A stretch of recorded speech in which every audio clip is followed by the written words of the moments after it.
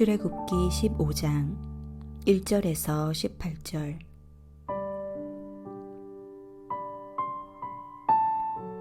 이때에 모세와 이스라엘 자손이 이 노래로 여호와께 노래하니 일러스되 내가 여호와를 찬송하리니 그는 높고 영화로우시미요 말과 그 탄 자를 바다에 던지셨음이로다.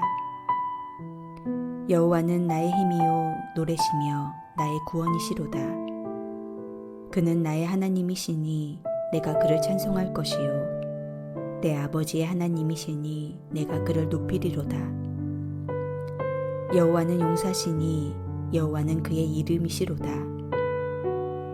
그가 바로의 병거와 그의 군대를 바다에 던지시니 최고의 지휘관들이 홍해에 잠겼고 깊은 물이 그들을 덮으니 그들이 돌처럼 깊음 속에 가라앉았도다. 여호와여 주의 오른손이 권능으로 영광을 나타내시니이다. 여호와여 주의 오른손이 원수를 부수시니이다. 주께서 주의 큰 위엄으로 주를 거스리는 자를 엎으시니이다. 주께서 진노를 발하시니 그 진노가 그들을 지푸라기같이 사르니이다. 주의 콧김에 물이 쌓이되 파도가 언덕같이 일어서고 큰 물이 바다 가운데 옮기니이다. 원수가 말하기를 내가 뒤쫓아 따라잡아 탈취물을 나누리라. 내가 그들로 말미암아 내 욕망을 채우리라. 내가 내 칼을 빼리니 내 손이 그들을 멸하리라 하였으나 주께서 바람을 일으키심에 바다가 그들을 덮으니 그들이 거센 물에 납같이 잠겼나이다.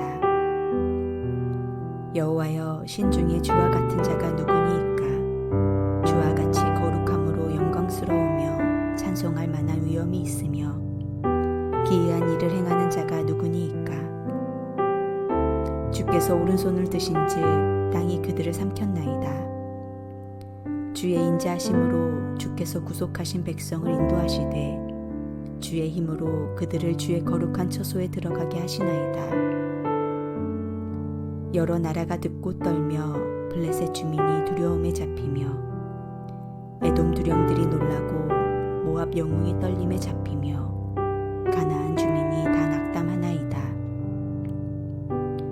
놀람과 두려움이 그들에게 임하매 주의 팔이 금으로 그들이 돌같이 침묵하였사오니 여호와여 주의 백성이 통과하기까지 곧 주께서 사신 백성이 통과하기까지였나이다. 주께서 백성을 인도하사 그들을 주의 기업의 산에 심으시리이다. 여호와여 이는 주의 처소를 삼으시려고 예비하신 것이라. 주여 이것이 주의 손으로 세우신 성소로소이다. 여호와께서 영원무궁하도록 다스리시도다 하였더라.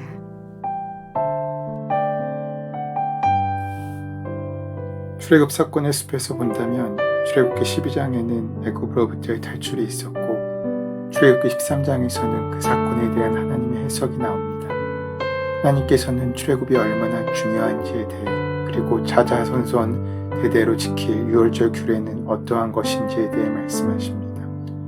한편 출애굽기 14장에서는 이스라엘 백성들이 출애굽에 대해 하나님께 감사할 겨를도 없이 눈앞에 홍해를 만나는 사건이 펼쳐집니다. 애굽의 군대가 뒤쫓아오는 바람에 하나님께서 행하신 일에 대한 응답도 제대로 하지 못하고 홍해 사건을 직면한 것입니다.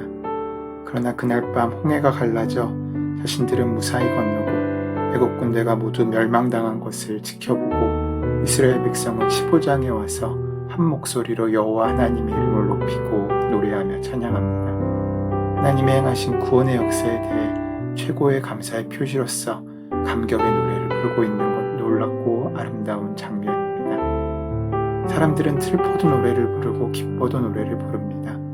노래는 힘을 주기도 하고 상처 입은 사람들의 마음을 어루만지기도 하고 흩어졌던 사람들의 마음을 하나로 묶기도 합니다.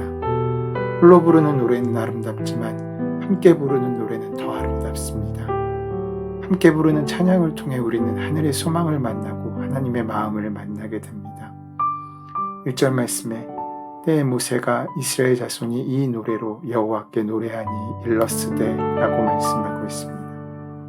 우리가 이 한 구절만으로도 감사할 것은 이 노래가 하나님께서 하신 일에 대한 인간이 그것도 집단적으로 반응하고 있다는 점 때문입니다. 하나님이 하신 일에 대해 이스라엘 백성 전체가 집단적으로 감사의 고백을 올릴 때 하나님의 마음은 무척 기쁘셨을 것입니다. 자신들이 느끼고 직접 노래를 지어 불렀다는 것, 노래가 부르는 사람들의 경험을 바탕으로 마음 깊숙한 곳에서 터져나오는 것임을 생각할 때 이스라엘 백성의 찬양은 깊은 감사의 응답이었음을 우리는 알 수 있습니다. 마치 노아가 방주에 내려서 제사를 드렸던 것처럼 하나님께서 일하시고 이에 대해 인간이 감사하는 모습, 즉 하나님과 인간의 관계가 하나님으로부터 일방적으로 형성된 관계가 아니라 상호적이고 인격적인 관계라는 사실을 확인시켜주고 있는 모습인 것입니다. 우리는 홍해바다 건너에서부터 신의 광야까지 울려 퍼졌을 이 우렁찬 아름다운 노랫소리에 실려있는 의미를 기억해야 할 것입니다. 하나님은 용사이시고 하나님께서는 그 모든 어려움과 환난 가운데 이스라엘 백성을 구하셨습니다. 바다를 건넌 이스라엘 백성들은 함께 노래를 불렀습니다. 그것을 모세의 노래라고 명명했습니다. 하지만 그것은 모세 한 사람의 노래가 아니라 모세로 대표되는 구원받은 하나님의 공동체의 노래라는 의미일 것입니다. 일단 노래로 불려주는 순간 그 노래는 한 개인이나 특정한 세대의 경험으로 국한되는 것이 아니라 이후에 노래를 부르는 사람들의 보편적인 경험과 고백이 됩니다. 그 찬송의 이유는 단순합니다. 하나님의 높고 영화로우심 때문이었고 하나님의 구원 때문이었습니다. 높고 영화로우신 하나님은 말과 그 탄자를 바다에 던지신 분이십니다. 억압당하는 이들에게 말을 탄 자는 사람들을 두려움 속에 몰아넣습니다. 여호와보다는 애국 군대가 더 강한 것처럼 보이게 생각했고 그래서 하나님 말씀보다 바로의 말로 대표되는 그 군사력을 더 무서워했던 이스라엘 자손들이 이제 하나님이 최고의 권위라는 것을 인정하고 그분의 강력하심을 용사라고 표현하고 있는 것입니다. 하나님께서는 바로와 그 병거와 군대를 바다에 던져놓으신 용사이십니다. 그런 이들을 하나님께서 바다에 던져버리셨기에 찬양하지 않을 수 없다는 것입니다. 바다로부터 구출을 받기 위해 그들이 한 일은 아무것도 없습니다. 그렇게 이스라엘 백성들은 자기들을 구원하신 하나님을 표현하기 위해 다양한 은유를 사용합니다. 나의 힘, 노래, 나의 구원, 나의 하나님, 용사. 하나님은 인식의 대상이 아니라 그렇게 경험하는 대상입니다. 하나님은 머리로 아는 것이 아니라 삶을 통해 느끼는 것입니다. 그렇게 하나님은 스스로로만 표현될 수 있습니다. 각각의 은유가 탄생하게 된 삶의 전실함을 우리는 기억해 볼 필요가 있습니다. 무력함에 사로잡히지 않았다면 어떻게 그분의 힘을 표현할 수 있겠으며 절망의 심연에서 말을 잃어버린 경험이 없었다면 어떻게 그분을 노래할 수 있었겠습니까? 밤길이 무섭더라도 힘 있는 자와 함께라면 든든하듯이 하나님과 함께한다는 것이 그렇다는 것입니다. 더 들어보십시오. 주의 콧김에 물이 쌓이되 파도가 언덕같이 일어나서 큰 물이 바다 가운데 엉기니이다.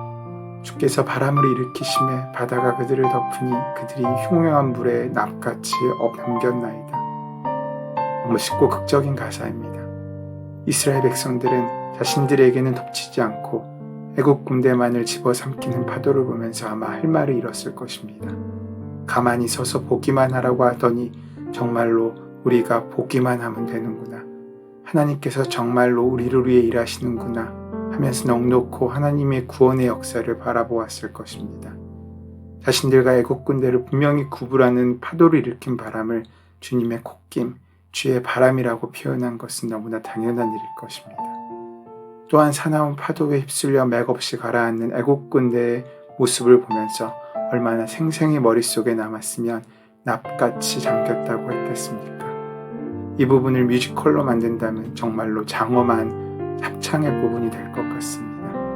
이스라엘 백성들에게는 하나님을 노래할 이유가 분명히 있었던 것입니다. 하나님의 위대하신 구원을 찬양하는 노래는 하나님이 어떻게 원수를 물리치셨는지를 고백하게 합니다. 하나님은 큰 위엄으로 주를 거스리는 자를 엎으십니다. 성경에 증언하는 하나님은 억압받는 이들의 신음소리가 들려올 때마다 분노하시는 분이셨습니다. 이러한 하나님의 분노는 그 백성에 대한 사랑에서 나옵니다. 사랑하지 않는 사람은 화를 낼 필요가 없습니다. 하나님은 기꺼이 약한 자의 편에 서십니다. 무너진 하나님의 공의를 회복하기 위해서 사회적 약자의 편에 서십니다. 자기의 욕망을 채우기 위해 사람을 수단으로 삼는 사람들과 맞서 싸우기 위해 칼을 빼시는 분이십니다. 이것이 성경이 우리에게 일관되게 보여준 하나님의 모습입니다. 그런 하나님을 경험한 사람들은 그 하나님을 노래하지 않을 수 없습니다. 여호와여, 신중에 주와 같으신 분이 누구십니까? 주와 같이 거룩함으로 영광로우시며 찬송할 만한 위엄이 있으며 기이한 일을 행하는 자가 누구십니까? 죽음의 땅에서 그 백성을 구원하신 하나님께서는 그들을 살 땅으로 인도하십니다. 물론 그 길을 열어가시는 분은 하나님이십니다. 하나님의 위엄에 대한 소문은 빠르게 세상을 향해 퍼져나갑니다. 하나님은 그 백성을 인도하셔서 주의 기업의 산을 삼으실 것입니다. 이것은 곧 성전을 뜻하는 말만은 아닙니다. 이스라엘 사람들은 자기들이 사는 그 모든 땅이 하나님께서 머무시는 곳이라고 생각했습니다. 그 땅의 주인은 하나님이시기 때문입니다. 그 사실을 인식하는 순간 하나님의 다스리심을 받아들일 수 않을 수 없을 것이고 우리의 삶의 모든 자리들은 찬송의 자리가 될 것입니다. 우리의 모든 순간들은 하나님을 찬송할 이유가 되는 자리일 것입니다. 오늘 우리가 살고 있는 삶의 자리도 그렇게 하나님께서 머무시는 땅임을 잊지 마시고 그 하나님을 높이는 찬송을 기억하십시오. 은혜의 주님, 찬양받기 합당하신 주의 이름 앞에 우리가 날마다 주를 찬송하는 은혜를 발견하고 살아갈 수 있도록 인도하시고 함께하여 주시옵소서. 우리 주 예수 그리스도의 이름으로 기도드립니다. 아멘. 이제 다 함께 오늘 주신 말씀을 나의 말씀으로 만나기 위해, 나에게 주시는 말씀으로 만나기 위해 함께 기도하는 시간 갖도록 하겠습니다. 그 말씀을 가로막고 서 있는 문제와 어려움들, 많은 기도의 제목들 온전히 주님께 맡기시고 함께 기도함으로 주님을 만나는 시간 갖겠습니다. 함께 기도합니다.